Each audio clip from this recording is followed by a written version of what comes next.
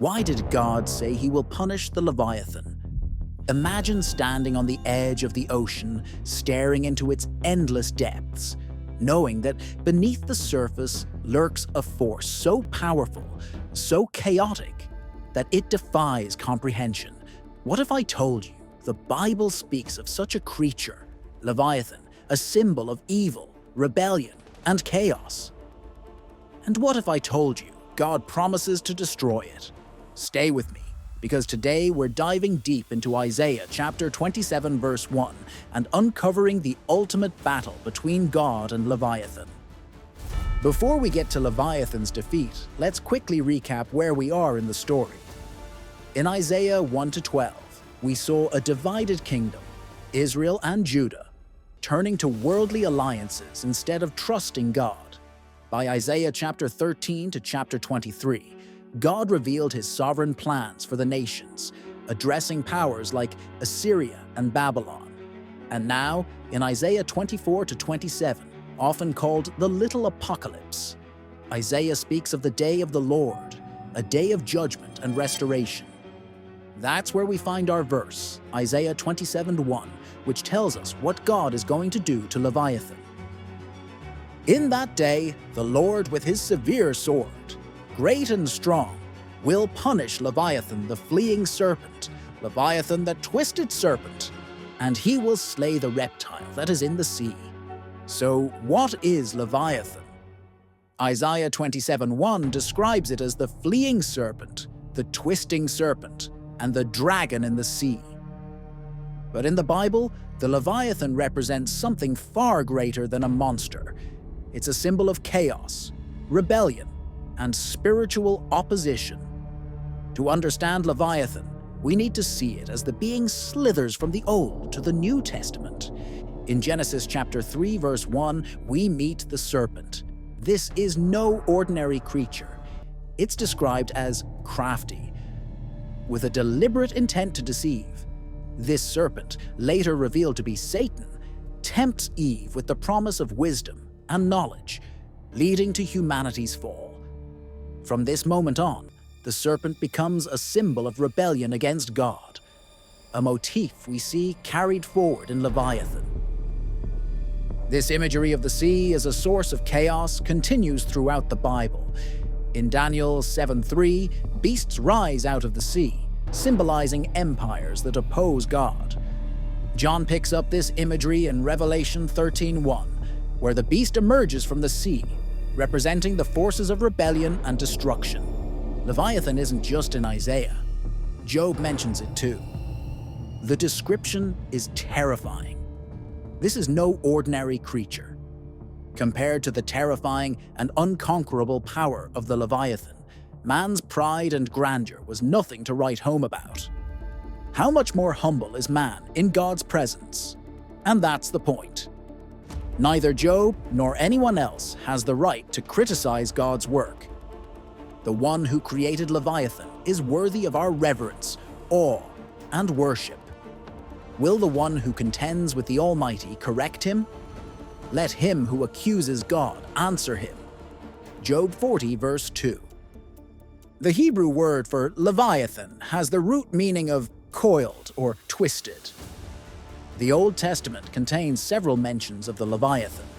According to most of these passages, the Leviathan is a real creature that people knew of, although they kept their distance and only knew of it by reputation rather than sight. In Psalm, God is praised as the one who created the habitat for the Leviathan. Psalm 104, verse 25, "There is the sea, great and broad, in which are swarms without number, creatures both small and great. There the ships of the sea sail, and Leviathan, the sea monster, which you have formed to play there." Only a great God could have created Leviathan and then made a home big enough to frolic safely. Psalm contains a similar reference to God's victory over Leviathan. In that psalm, the Pharaoh of Egypt is most likely meant. Psalm 74, "For God is my king of old, working salvation in the midst of the earth. Thou didst divide the sea by thy strength. Thou breakest the heads of the dragons in the waters. Thou breakest the heads of Leviathan in pieces, and gavest him to be meat to the people inhabiting thee. What was the purpose behind God's creation of such a magnificent animal? And what was the lesson he intended to teach Job and, subsequently, all of us? The lesson was one of humility. Job 41 gives the most detail about Leviathan as an actual sea creature. In that chapter, God describes Leviathan, emphasizing the animal's size, strength, and viciousness. Can you draw out Leviathan with a fishhook? Or press down his tongue with a cord? Can you put a rope made of rushes into his nose? Or pierce his jaw through with a hook? Will he make many supplications to you, begging to be spared? Or will he speak soft words to you, to coax you to treat him kindly? Will he make a covenant or an arrangement with you? Will you take him for your servant forever? Will you play with him as with a bird? Or will you bind him and put him on a leash for your maidens? Will traders bargain over him? Will they divide him up among the merchants? Can you fill his skin with harpoons or his head with fishing spears? Lay your hand on him. Remember the battle with him. You will not do such an ill-advised thing again. This creature was first mentioned in Job 3. Let those curse it who curse the day, who are skilled in rousing up Leviathan. In that context, Job refers to how sailors and fishermen would curse the menacing creature known as Leviathan. Similarly, with intense emotion, Job cursed the day he was born. Usually, a Leviathan is considered to be a mythical sea monster or dragon that terrorized sailors and fishermen. Yet in the context of Job 41, God does not seem to consider Leviathan to be mythical at all.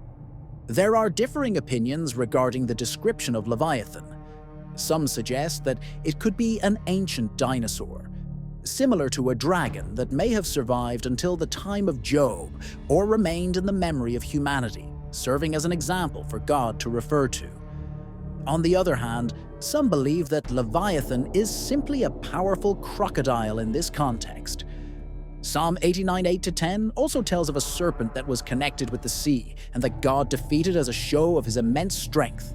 This serpent is given the name Rahab, which means proud one, in the verses. Psalm 89, O Lord, God of hosts, who is a strong Lord, like unto thee, or to thy faithfulness round about thee.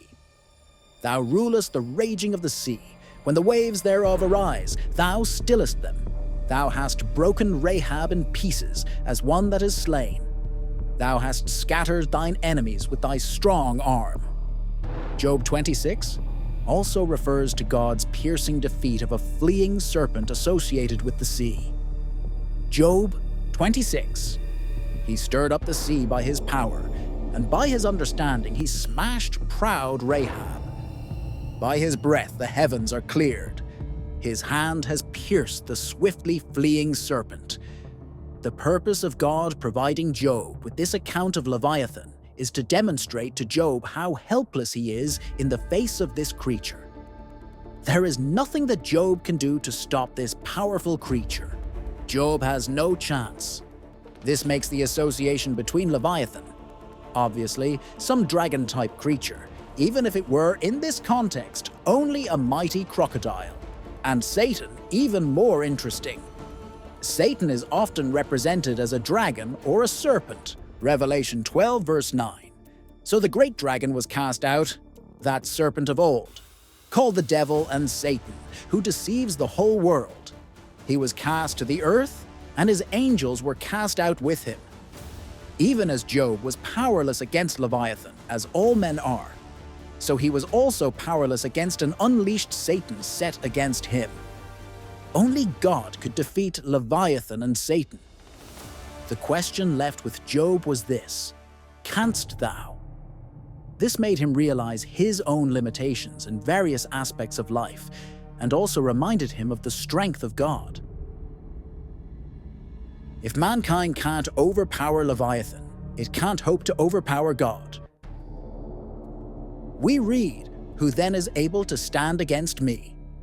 This was another effective way of setting Job in his proper place before God. There is a second, also important point, that God himself was master over Leviathan. Everything under heaven is mine. Job 41. His sneezes flash forth light, and his eyes are like the reddish eyelids of the dawn. Out of his mouth go burning torches, and sparks of fire leap out. Out of his nostrils smoke goes forth, as from a boiling pot and as from burning rushes. His breath kindles coals, and a flame goes forth from his mouth. However, this description of Leviathan seems definitely beyond that of a crocodile. We read, "Smoke goes out of his nostrils, a flame goes out of his mouth." This description of Leviathan seems an awful lot more like a dragon than it does anything else that comes to mind. The theme of the dragon appears in a wide variety of civilizations and countries, which raises the intriguing possibility that there was once an animal of this kind that existed in prehistory. In Leviathan's neck resides strength, and dismay and terror dance before him. The folds of his flesh are joined together, firm on him and immobile when he moves. His heart is as hard as a stone, indeed as solid as a lower millstone. When he raises himself up, the mighty are afraid. Because of the crashing, they are bewildered. The sword that reaches him cannot avail, nor does the spear, the dart, or the javelin. He considers iron as straw, bronze as rotten wood. The arrow cannot make him flee. Slingstones are treated as stubble by him. Clubs also are regarded as stubble. He laughs at the rushing and the rattling of the javelin. His underparts are like sharp pieces of broken pottery. He moves across and spreads out, grooves, like a threshing sledge on the mire, muddy riverbanks. He makes the deep water boil like a pot. He makes the sea like a foaming pot of ointment. Behind him, he makes a shining wake.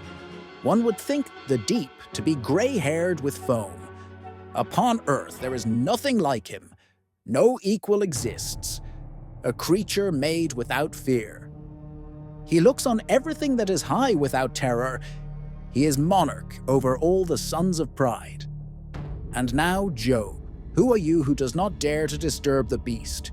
Yet who dares resist me, the beast's creator? Everything under the heavens is mine. Therefore, who can have a claim against God? In this last extended description of Leviathan, God spoke in terms that more closely connected the concept of Leviathan with Satan. It could be said of Satan as well as Leviathan. Job was instructed by God to think about these unconquerable creatures. In this way, God gave Job the opportunity to examine the possibility that, without God's assistance, he would not be able to withstand the strength of Satan. Job was left unaware of the situation that prompted his whole crisis. Though Job did not know the entire story, God did tell him of his great victory over Leviathan, Satan, giving Job assurance for the past, the present, and for the future. So, what kind of beast is being discussed in Job 41? There are commentators that hold the opinion that Leviathan is a crocodile. Some people think it is a whale, while others think it is a shark. According to the description given in the Bible, it is more likely that the Leviathan is a gigantic marine reptile that is now extinct. This conclusion is drawn from the text of the Bible. The events of the book of Job take place in an extremely early period of history. Hence, the possibility that Job would have come into contact with a dinosaur is not at all implausible. But Leviathan isn't just an ancient myth or a symbol of personal sin. It represents the spiritual forces that oppose God's plan. In Ephesians chapter 6, verse 12, Paul reminds us that we wrestle not against flesh and blood, but against principalities, against powers, against the rulers of the darkness of this world. Leviathan is part of this bigger battle. Do you ever feel like the chaos in the world is more than just random events? That's Leviathan at work, a reminder of our need for God's ultimate intervention. So, what does God promise to do? Isaiah 27:1 says, "In that day, the Lord with his hard and great and strong sword will punish Leviathan the fleeing serpent, Leviathan the twisting serpent, and he will slay the dragon that is in the sea." This isn't just a battle, it's a decisive victory. God will punish and slay Leviathan, bringing justice and ending chaos. Leviathan's defeat is foreshadowed throughout the Bible. In the Exodus, God parted the sea, defeated Egypt, a symbol of rebellion, and led his people to freedom. Psalm 74 celebrates this victory, saying, "You divided the sea by your might. You broke the heads of the sea monsters on the waters. You crushed the heads of Leviathan." God has always been in control, even over the forces of chaos. But Leviathan isn't just a symbol of chaos. In Psalm 104, it's described as a plaything of God, frolicking in the sea. This shows us the greatness of God's power. To him, Leviathan is no threat. It's under his control.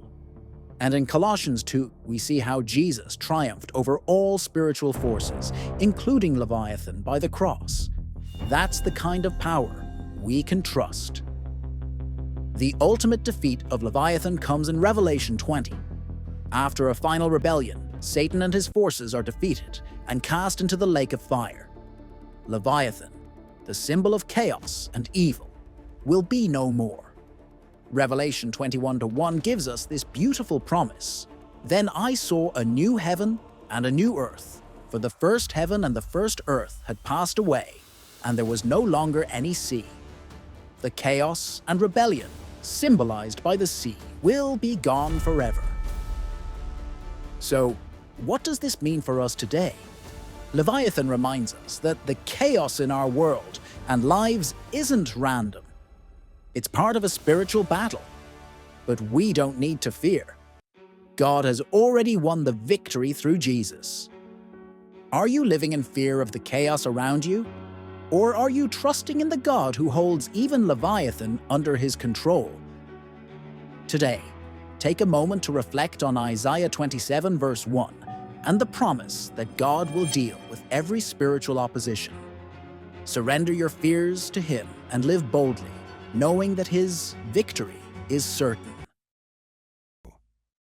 Many seem to be confused because they do not understand the book of Revelation. However, what if there was an animation showing the entire book?